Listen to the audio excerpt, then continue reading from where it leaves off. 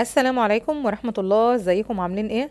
النهاردة هعمل لكم ريفيو عن الغسالة الصغيرة اللي عندي في البيت. هي غسالة فريش 3 كيلو، غسالة اطفال اصلا يعني، بس انا كنت جبتها استخدمتها لظروف ان انا ما كانش عندي اصلا غسالة. وقبل ما اشتري الغسالة بتاعتي اللي انا عملت لكم عليها ريفيوهات كتير بتاعه ال جي، فكنت دي كانت عند ماما وانا اخدتها. هي كانت عندها قديمة، طبعا في منها اكتر من موديل متوفر في السوق. النهارده قررت اعمل لكم عنها ريفيو لان في ناس كتير سألتني برضو عليها، شافتها جنب الغسالة بتاعتي التانية، سألتني عليها وعايزين يعرفوا استخداماتها بتكون ازاي، هل هي عملية يعني تستاهل ان هي تشتريها مثلا وكده. هقول لكم النهارده في الفيديو. في البداية بس بعرفكم بنفسي، انا نجلاء. اشتركوا في القناة بتاعتي، فعلي زر الجرس، وما تنسيش تحط اللايك. ويلا بينا على طول نروح نعمل ريفيو عنها وهعرفكم مميزاتها وعيوبها. جسم الغسالة بالكامل بيكون من البلاستيك، حتى المروحة بتاعتها بتكون من البلاستيك زي ما انتم شايفين. كمان ده الفتحة بتاعة المية اللي بتدخل المية للغسالة. بصوا ده المروحة بتاعة الغسالة، ودي الفتحات اللي فيها. المروحة طبعا زي ما انتم شايفين برضو من البلاستيك. ده التايمر بقى بيعمل حوالي ربع ساعة معاكي، انت ممكن تظبطيه من 3 دقايق لغاية 15 دقيقة. بعد ما بيخلص بيقف وانت تقدري تجدديه تاني. وده رقم الموديل بتاعه. وهي 3 كيلو، بتفرق طبعا عن الأربعة كيلو في ان الأربعة كيلو بيجي معاها مجفف. ده بالنسبة لخرطوم الصرف. هي ما فيهاش اي حاجة بتتحكم في الصرف غير انك بترفعي الخرطوم او بتنزليه. في حالة رفعتيه المية ما بتنزلش، وفي حالة نزلتيه المية بتنزل تلقائي من غير ما تدوسي على اي حاجة. كان معاها حاجة كده يعني بتعلق الخرطوم في المكان ده، فهي اتقطعت. فانا اضطريت ان انا اعمل لها اي حاجة كده لغاية ما اجيب لها يعني قطعة اعلقها منها. انا حاطه لها بقى مقص زي ما انتم شايفين كده ومدخلاه في المكان ده. وزي ما انتم شايفين جسم الغسالة بالكامل بيكون من البلاستيك. انا هملاها دلوقتي بالمية معاكم. طبعا تقدري تمليها مية سخنة مفيش مشكلة، بس بحيث ان المية ما تكونش سخنة جدا. نراعي طبعا ان المروحة بتاعتها وان الاجزاء الداخلية والخارجية كمان للغسالة كلها عبارة عن بلاستيك. وعلى فكرة هي دي ميزة في الغسالة الصغيرة دي، لان ممكن المية تطرطش منك من اي حتة، او انت بتملي المية مثلا الخرطوم يفك منك. فهي يعني الحمد لله يعني مش هتعرضي للكهرباء لان كل الاجزاء بتاعتها بلاستيك. من المميزات الحلوه اللي فيها كمان ان انت تقدري تستخدمي لها اي مسحوق. يعني انا دلوقتي مثلا بستخدم لها اللي هو المسحوق العادي. كمان بشوف ناس بيستخدموا فيها الصابون المبشور. بيعملوا خلطه كده، على فكره هي بتبقى عند بتوع المنظفات اللي هو الحاجات السايبه يعني. بيعملوا لك خلطه كده للغسيل الابيض اللي بيكون صعب ان انت تطلعي منه يعني الحاجات اللي مش نظيفه فيه، خاصه لو عندك اطفال والملابس بتاعه الاطفال مش نظيفه. فهي اصلا الغساله دي للاطفال جميله جدا. انا بالنسبه لي بقى بستخدمها في ايه؟ طبعا اول حاجه مليت الغساله، بعد كده بحط المسحوق وبشغل البكره بتاعتها. بتلف كويس، ببتدي احط الفوط بتاعه المطبخ بتاعتي. كل فتره بلم الفوط بتاعه المطبخ. طبعا يعني انا بغسلها مثلا يدوي، ممكن كل يوم او كل 3 ايام على حسب ما الفوط دي مش بتكون نظيفه. بس ليا كده كل فتره، يعني مثلا كل اسبوعين او كل شهر بلم كل فوط المطبخ وبديها غسله كده بالكلور في الغساله الصغيره دي. والحقيقه بتطلع زي الفل، وانا هوريكم دلوقتي شكلها بعد ما تطلع من الغساله.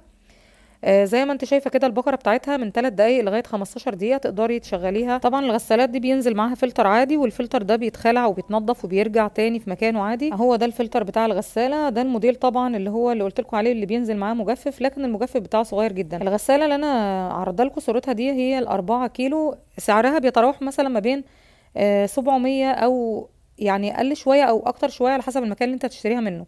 هوريكم دلوقتي شكل الغساله من جوه زي ما انتم شايفينها. هي دي اثناء ما بيكون راكب فيها المجفف بتاعها. الحجم بتاعها بيكون مقارب لل3 كيلو، ولكنها بينزل معاها مجفف وبتكون اكبر شويه في الحجم.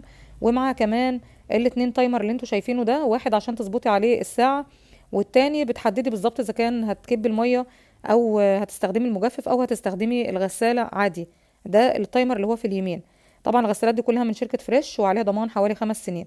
وده شكل الغسالة من جوه. طبعا أجزائها كلها بلاستيك برضو زي ما انتم شايفين، وحتى الحجم الكبير منها على فكرة برضو كلها بلاستيك. ده المفتاح بتاع الاختيار، يا اما ايقاف يا اما عصري يا اما غسيل. وفي كمان المفتاح التاني اللي انا وريته لكم التاني ده عشان تظبطي التايم لغايه 15 دقيقه. خلينا بقى في الغساله بتاعتي دلوقتي عشان الناس اللي سالتني عليها. هي دي ال3 كيلو اللي عندي. العصر بتاعها بقى بيجي مره يمين ومره شمال. زي ما انتم شايفين اهو، مره بيجي مره يمين ومره شمال اهو. بيقلب الغسيل يعني. انا كده حطيت فيها الفوط بتاعه الغساله. وطبعا زي يعني الغسالات القديمه بتاعه امهاتنا زمان، اللي هي الغساله العاديه خالص، كنا بنطلع الغسيل من الغساله نعصرها كويس وبعدين بيشطفوها في حاجه تانية. انا بقى استخدمت البانيو عندي، مليت ميه كده نظيفه. ممكن تستخدمي الدوني او اي حاجه تانية. وبعد كده برجع اغسل الحاجه تاني. الفوطه دي بتاعه القطه بتاعتي. انا بستخدم الغساله الصغيره دي في ايه؟ زي ما قلت لكم في الاول كنت بغسل عليها اي حاجه، يعني كنت بغسل عليها هدومنا لما كان ما عنديش غساله. انا قعدت فتره كده ما كانش عندي غساله، فكنت خدت الغساله دي من ماما، هي كانت ركناها اصلا وكنت استخدمتها والحمد لله يعني كانت نفعاني جدا والله. هي كويسه جدا بس مشكلتها في القطع الكبيره، مش عمليه قوي، يعني ما ينفعش تحط فيها طبعا حاجات كبيره، هي 3 كيلو كلها اصلا. ممكن ملايات سراير بس ما يتعداش الحجم 2 كيلو 2 كيلو ونص. عشان كمان الغسالات دي او الغسالات اللي هي الفوق اوتوماتيك يا جماعه ما تكتروش فيها غسيل، لان الغسيل لو كترتوه فيها هتوبر. في ناس كتير بتشتكي من ان الغسالات دي بتوبر وبتقطع الهدوم، ده طبعا لان المروحه بتاعتها داخليه زي ما انتم شايفين. ما تكتروش فيها غسيل وخلي الميه دايما كتير في الغساله، بحيث ان ما تعرضيش الغسيل لانه يتعرض للمروحه مباشره. المهم خلينا بقى اقول لكم دلوقتي، هي دي الغساله اهي، خلينا اقول لكم على العيوب اللي فيها. مميزاتها زي ما قلنا هي صغيره الحجم، ما بتاخدش مساحه في المكان، تقدري تغسلي عليها ملابس الاطفال كويسه جدا جدا، مش لازم تستني لما يبقى عندك كوم غسيل وبعد كده تحطيه في الغسالات التانية. مع احترامي طبعا الكامل للغسالات التانية لانها مريحة جدا ريحتني، انما دي تنفعش معايا في الشتاء، عايزة جو يكون حر وصيف عشان تقدري تستخدميها وتبلبطي في المية براحتك. انما الغسالات التانية مريحة جدا، ان انت بتحطي الغسيل وبتطلعيه على طول على النشر، وفي كمان منها غسالات بتطلعيه يعني على الدولاب على طول. اما العيوب بتاعه الغسالات الصغيره دي زي ما شايفين كده، انا بشطف في البانيو عادي اهو، بملى ميه وبشطف في البانيو وبعدين برجع لو الميه فيها صابون كتير برجع اكبها واملى ميه تاني. المهم العيوب بتاعتها، طبعا ان الحوض بتاعها صغير، بس ده انت من الاول بتكوني مختاره حجم الغساله. بصوا انا هنا كمان بغسل الكوتشيات اهي، ده الكوتشي بتاع مروان، هو ابيض فبغسله بفرشه وكده فما بينضفش قوي، فبرجع احطه بقى تاني في الغساله وبحط ممكن ملح ليمون مع شويه خل، وممكن تحطي كمان كلور. يعني انا استخدمت الكلور واستخدمت ملح الليمون والبيكربونات والمسحوق العادي اللي هو انا مستخدمه الاوكسي، تمام. بينضف الكوتشي هنا يعني احسن كمان ما بتغسليه بره، لان الخامه بتاعته السكتشر ده بتحس عامل زي القماش شويه، نوع من انواع القماش يعني. المهم زي ما قلنا ان الغساله دي من العيوب بتاعتها ان هي صغيره في الحجم، اجزائها كلها بلاستيك يعني برضو تعتبر ضعيفه شويه، ما ينفعش تستخدمي فيها ميه سخنه قوي قوي لان اجزائها كلها بلاستيك، لكن ممكن تستخدمي ميه دافيه. بعض الموديلات ما بيكونش فيها عصاره وحجمها بيكون صغير، وحتى الموديلات اللي موجود فيها العصار لو الغسالة مثلا معاكي 4 كيلو ما بتحطي العصارة بتاعتها بتكون صغيرة جدا، يعني ممكن تاخد معاكي قطعة أو قطعتين لو هي كبيرة تنشيف. ولو اللي هتحطي فيها قطع صغيرة ما بتتعداش الكيلو، لأن يعني بتدخلي الجزء اللي بيقفل ده جوه الحلة نفسها. اللي عندهم غسالات عادية اللي هي الحوضين هيفهموا قصدي ايه، اللي هي الجزء اللي بيقفل على الغسيل. بصوا بقى بعد ما طلعت الغسيل عامل ازاي بعد ما عصرته، هي بتنضف حلوة جدا على فكرة الغسالة دي. لو عندك أطفال عملية جدا جدا جدا، يعني مش بتحتاجي ان انت تستني لما تكملي دورة غسيل للطفل وبعد كده تبقي تحطيها في الغسالة. انا بستخدمها زي ما قلت لكم في المفارش بتاعة الكنب، ده لو يعني مش هغسلها في الغسالة او مستعجلة عليها قوي، فبستخدمها في مفارش الكنب. ممكن استخدمها في فوط المطبخ بتنضفها جدا جدا. ممكن كمان استخدمها في الحاجة بتاعة الخاصة بالقطة بتاعتي، لان ما بغسلش حاجة القطة في الغسالة اللي هي الفول اوتوماتيك اللي عندي، لا بغسلها في الغساله الصغيره دي عشان كمان اعرف استخدم معاها اضافات زي الكلوركس والحاجات دي، لان لازم الحاجات دي تتعقم، تمام. كمان ممكن اغسل فيها كوتشيات، انا مستحيل احط طبعا في الغساله بتاعتي التانية، طبعا استحاله ان انا احط فيها حاجات زي كده. انت شفتوا يوم ما غسلت معاكم المفرش بتاع السجاد الغساله اتبهدلت وعملت لها دوره خل، ده يعني كانت حاجه طارئه بقى، يعني جبتها من فوق لتحت تنظيف.